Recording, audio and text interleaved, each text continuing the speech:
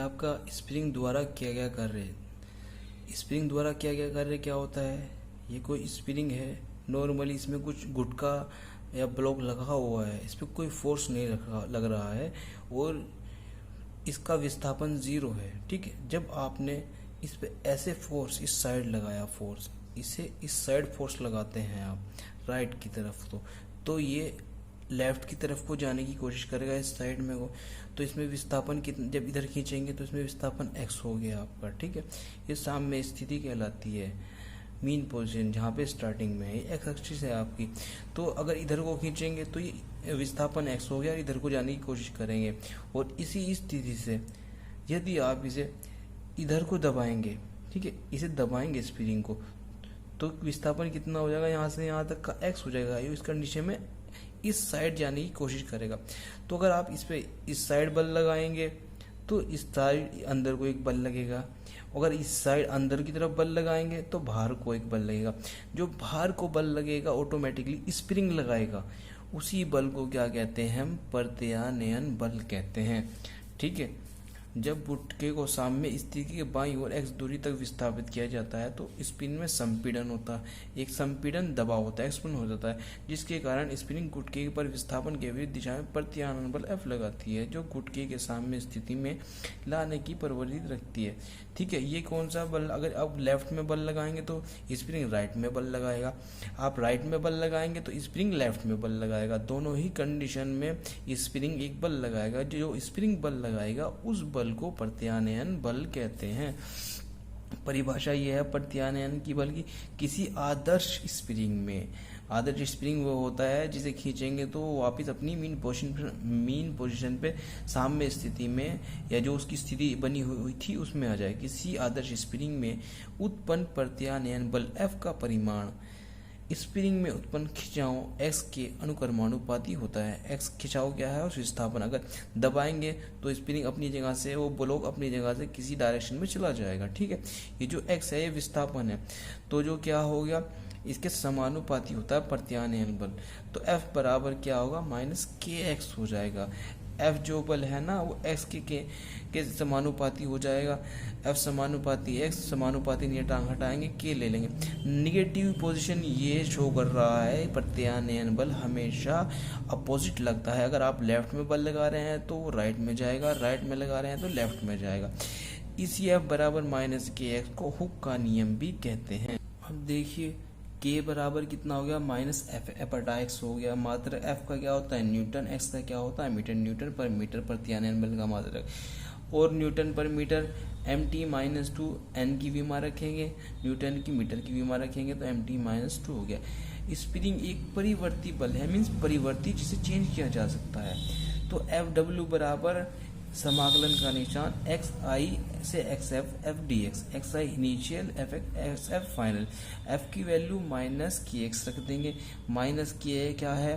Constant है, बाहर आ जाएगा, x रह जाएगा, x का आप समाकलन करेंगे x²/2 हो जाएगा, xf xi हो जाएगा। ठीक है, तो w बराबर कितना हो जाएगा? -k/2 xf का स्क्वायर -xi का स्क्वायर, माइनस की इसकी अंदर मल्टीप्लाई करते हैं 1/2 k xi square -1/2 k f square. अब ये देखिए, अगर ये xi बड़ा होगा, ठीक है, xi बड़ा है और ये वाला छोटा है, बड़ी संख्या में से छोटी संख्या घटाएंगे तो वर्ग क्या आएगा? पॉजिटिव आएगा। और अगर ये छोटा है ये बड़ा है, छोटी संख्या में से बड़ी संख्या घटाएंगे तो ये निगेटिव आ जाएगा। अब यदि xi बराबर 0 तथा xf बराबर ±x हो तो w बराबर -1/2 kx² हो जाएगा। उसके बाद होता है संरक्षी बल। क्या होता है? Conservative force. संरक्षी बल कंजर्वेटिव फोर्स भी कहते हैं। यदि किसी बल द्वारा किसी वस्तु को एक पूर्ण चक्र में घुमाने में किया गया कार्य शून्य हो, यदि आप कोई वस्तु घुमा रहे हैं और उसमें सारा जितने भी बल लग रहे हैं तो उनका योग क्या हो? शून्य हो, तो वह बल संरक्षी बल कहलाता है। दोबारा से, यदि किसी बल द्वारा किसी वस्तु एक पूर्ण चक्र में घुमाने में किया गया कार्य का शून्य हो, जैसे W बराबर Fd, ठीक है, W बराबर Fd वाला फॉर्मूला से लेंगे। यदि किसी बल द्वारा किसी वस्तु को एक पूर्ण चक्र में घुमाने में किया गया कार्य शून्य हो, कार्य W बराबर Fd, W शून्य आ गया तो वह बल क्या हो जाएगा? संरक्षीय बल हो जाएगा। गुरुत्व बल हो जाता है, प्रत्यास्थ बल हो जाता है।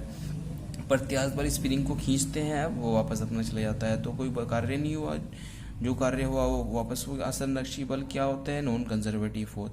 यदि किसी बल द्वारा किसी वस्तु को एक पूर्ण चक्र में घुमाने में किया गया कार्य शून्य होता है, मतलब W की वैल्यू शून्य नहीं है, तो वो क्या होता था? असंरक्षी बल। जैसे घर्षण बल व शयन बल असंरक्षी बल है। शक्ति आपने पढ़ रखा है, शक्ति पावर भी कहते हैं। किसी बल द्वारा कार्य करने की समय दर को जिस समय दर पर आप कार्य करते हैं तो उसे क्या कहते हैं? शक्ति। यदि किसी बल द्वारा W कार्य करने में लगा समय T हो तो औसत शक्ति P एवरेज बराबर W/T हो जाएगा आपका। इसी को P बराबर dW/dt भी कह सकते हैं, ठीक है। P बराबर dW/dt कह सकते हैं। यदि बल F द्वारा वस्तु में अनंत सूक्ष्म विस्थापन dr हो तो W बराबर क्या होता है? Fr, ठीक है। dW बराबर FdR स्मॉल के लिए ले रहे हैं तो समीकरण 2 में रख देंगे ये। P बराबर FdR/dt क्या होता है? dR/dt क्या हो जाता है? V हो जाता है। F नियत है, dR/dt क्या है? V हो जाता है, पढ़ाया था आपको। P बराबर FV हो गया। बल की ताक्षणिक शक्ति, बल की ताक्षणिक शक्ति है ना, P कुछ समय के लिए होता है, वो ताक्षणिक वेग के अदिश गुणनफल के बराबर होता है। डॉट क्या शो कर रहा है? अदिश गुणनफल को शो कर रहा है, ठीक है। शक्ति का ऐसा ही मात्रक जूल पर सेकंड है। W का क्या होता है? जूल, और बटे समय है तो सेकंड हो गया, और वाट भी कहता है। एक अश्व शक्ति बराबर क्या होता है? 706। ये क्या है? ये एक अदिश राशि है और इसका विमेय सूत्र क्या है? mL²T-3। डायरेक्ट निकाल लेंगे आप इसका विमेय सूत्र। आप देखते हैं 60 किलोग्राम द्रव्यमान का एक लड़का है जो 20 मीटर ऊंचे भवन के भूतल से छत पर 2 मिनट में चढ़ जाता है। 60 किलोग्राम द्रव्यमान का एक लड़का है जो 20 मीटर ऊंचे भवन के भूतल से छत पर 2 मिनट, एक भूतल है 20 मीटर ऊंचा, तो उस पर 2 मिनट में चढ़ जाता है। लड़के द्वारा निर्गत औसत शक्ति ज्ञात कीजिए, ठीक है। तो G बराबर 10 मीटर पर सेकंड स्क्वायर। W बराबर FD कोस थीटा सीधा जा रहा है, ठीक है, तो 0 भूतल पे सीधा चढ़ रहा है उसी पे, तो थीटा की वैल्यू 0 हो गई। तो W बराबर mgh भी ले सकते हैं आप इसमें। M की वैल्यू कितना है? द्रव्यमान उसका 60 है। G की वैल्यू 10 दी है। H ऊंचाई 20 होगी। वर्क कितना आ गया? 1200 जूल हो गया। T बराबर 2 मिनट में कर रहा है, 2 मिनट को सेकंड में बदल देंगे, 2 गुना 60 second by 120 second. P average कितना हो गया? W/T। W कितना? 1200 जूल था।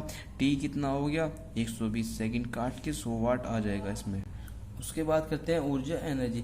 किसी वस्तु के कार्य करने की क्षमता को उस वस्तु की ऊर्जा कहते हैं। कोई वस्तु कितना कार्य कर सकती है, ठीक है, आप कितना कार्य कर सकते हैं, वही क्या है? आपकी ऊर्जा है। इसका मात्रक जूल है तथा विमेय सूत्र mL²T-2 जो सबका होता है, ठीक है। यह एक अदिश राशि है। यांत्रिकी में किसी वस्तु को 2 प्रकार की ऊर्जाएं परिभाषित की जाती हैं, गतिज ऊर्जा और स्थितिज ऊर्जा, ठीक है। और E दोनों का योग क्या होता है? E बराबर K+U, ठीक है। K काइनेटिक ऊर्जा, E पोटेंशियल ऊर्जा, दोनों का योग। गतिज ऊर्जा और स्थितिज ऊर्जा का योग क्या कहता है? यांत्रिक ऊर्जा। गतिज ऊर्जा क्या होती है? पिंड में उसकी गति के कारण, किसी भी चीज में अगर गति है तो उसके अंदर गतिज ऊर्जा होती है, ठीक है। पिंड में उसकी गति के कारण निहित ऊर्जा को पिंड की गतिज ऊर्जा कहते हैं। K बराबर ½ mv²। ये अदिश राशि है तथा गतिज ऊर्जा का मान कभी भी ऋणात्मक नहीं हो सकता। कण की गतिज ऊर्जा K बराबर 1/2 mv², 1/2 mv², m से गुणा भाग कर देंगे तो m की m में गुणा करेंगे तो m²v² हो जाएगा, mv² का होल स्क्वायर हो जाएगा अपॉन 2m। mv की वैल्यू क्या होती है? p। mp की वैल्यू क्या होती है? mvm, ठीक है। तो mv की जगह p² अपॉन 2m कर दिया तो K समानुपाती क्या हो गया? अगर K बराबर p² अपॉन 2m, अगर 1/2m को समानुपाती नियतांक मान ले तो K समानुपाती p² के हो जाएगा।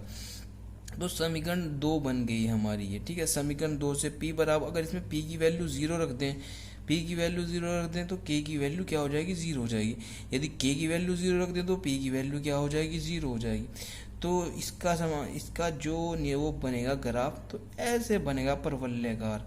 ठीक है। किसी कण अथवा पिंड के लिए रेखीय संवेग हो तथा गति ऊर्जा न हो, किसी कण अथवा पिंड की रेखीय संवेग हो तथा गतिज ऊर्जा न हो, अथवा गतिज ऊर्जा हो परंतु रेखीय संवेग न हो, कथन संभव नहीं है। तो ये कंडीशन संभव नहीं है, क्योंकि गतिज ऊर्जा, अगर गति है तो उसमें गतिज ऊर्जा होगी। ठीक है।